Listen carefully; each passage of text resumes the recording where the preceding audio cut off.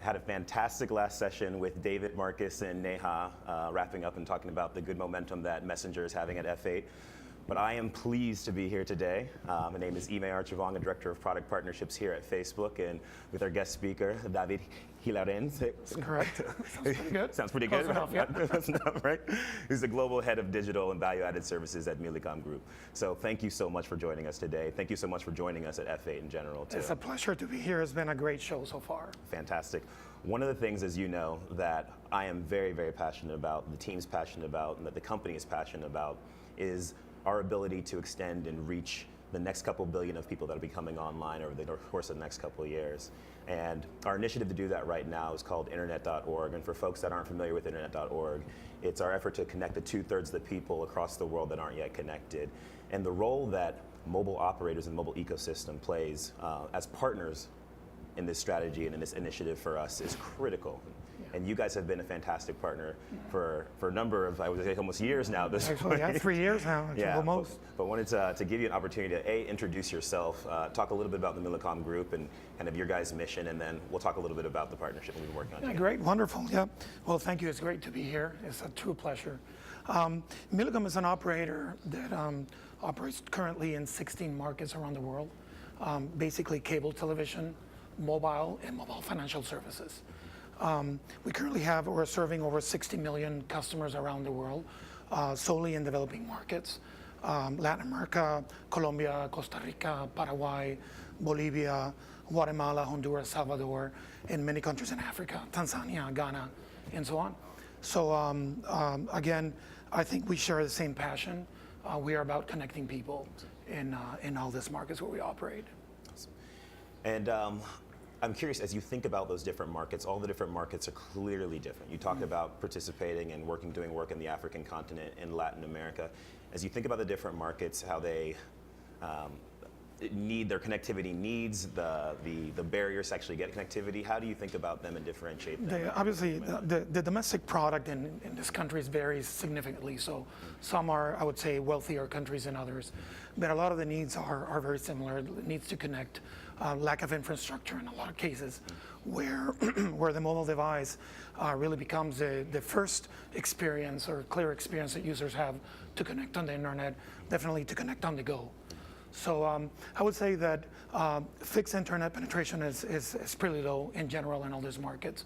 And as we were saying earlier, 2/3 of the population are really not connected to internet at all, even though they may have mobile devices currently, but those mobile devices are either not internet capable or connectivity is extremely expensive in a lot of cases for this population to connect to the internet. Yeah, let's stay on that theme.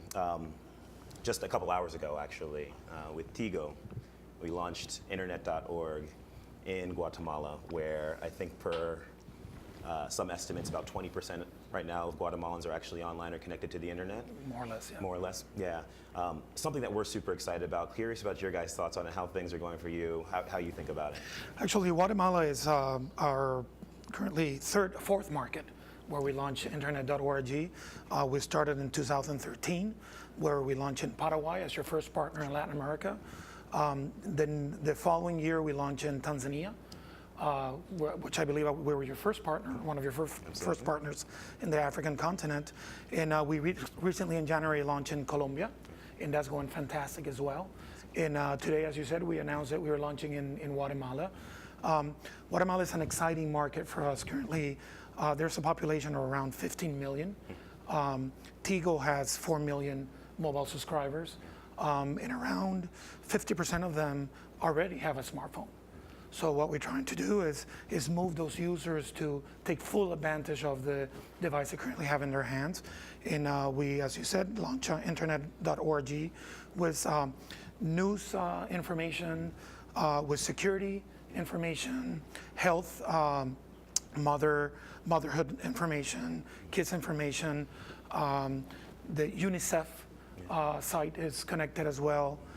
Financial information, financial inclusion information, which is really important in this market, language information, educational, Wikipedia, and of course, Facebook and Messenger our primary services that are offered through internet.org. Fantastic. Yeah, when I like to talk about internet.org, I actually say that we've made two promises from the initiative to the world. One is the technical solution, which is if people have the ability to get connected, we're figuring out ways to get them connected, and we're working really closely with you guys on that. The other is the social promise, which is what are the right services that we bring to bear for folks that are getting connected for the first time so that they have relevant content information in their lives when they're connecting to the internet and it makes sense for their lives.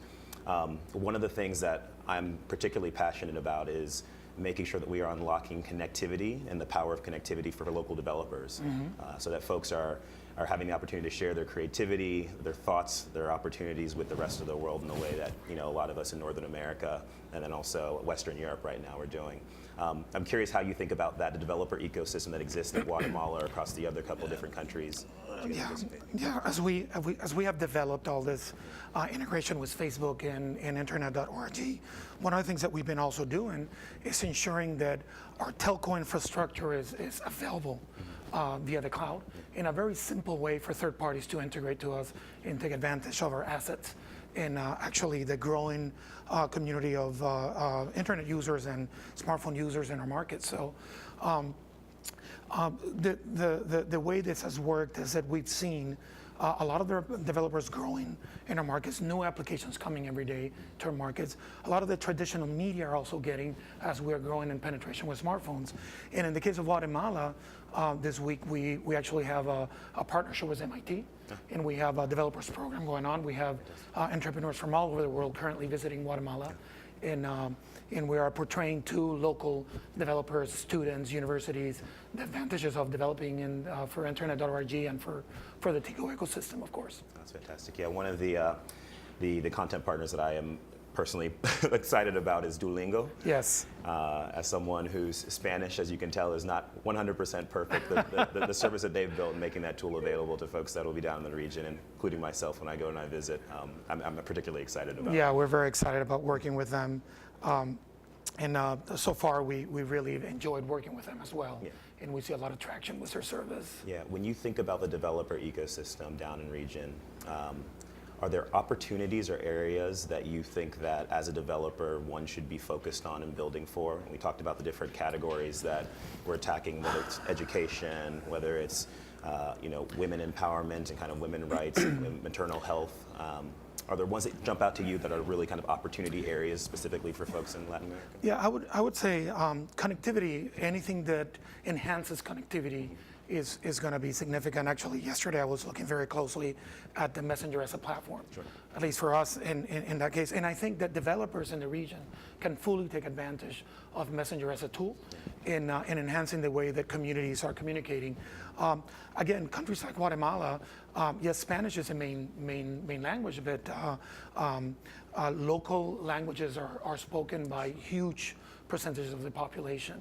And developing applications that actually meet those needs is going to be critical. Again, financial inclusion.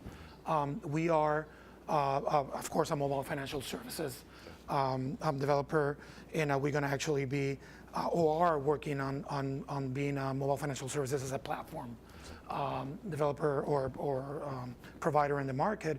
And of course, we want inclusion, and we want financial inclusion for all these people. So I would say that anything that has to do with financial inclusion is going to be extremely relevant in our markets. Fantastic. For sure.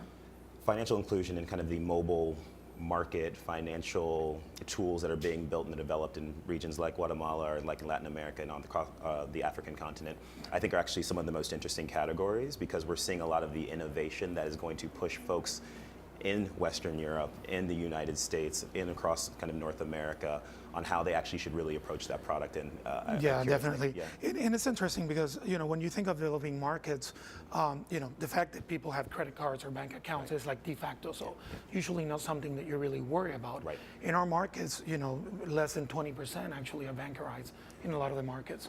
So how do you collect for services? How do you include people into these different services that you're bringing to market? So again, mobile financial services, prepaid, is a great way to reach that population. Awesome.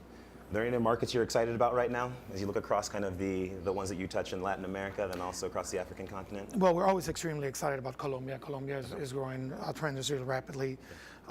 We recently merged with the major cable operator there, UNE. So now it's Tigo UNE. So that's doing really, really well. But also in markets like Honduras, we're seeing tremendous growth. Guatemala, we're seeing tremendous growth. I mean, again, 50% of our customer base already has the smartphones in their hands. And that's a result of, I would say, more than a year of inclusion and working and trying to get the devices at the right price, right cost to users. We're seeing smartphones as low as $60, $50 already in the market. Tanzania is another one that I'm extremely excited.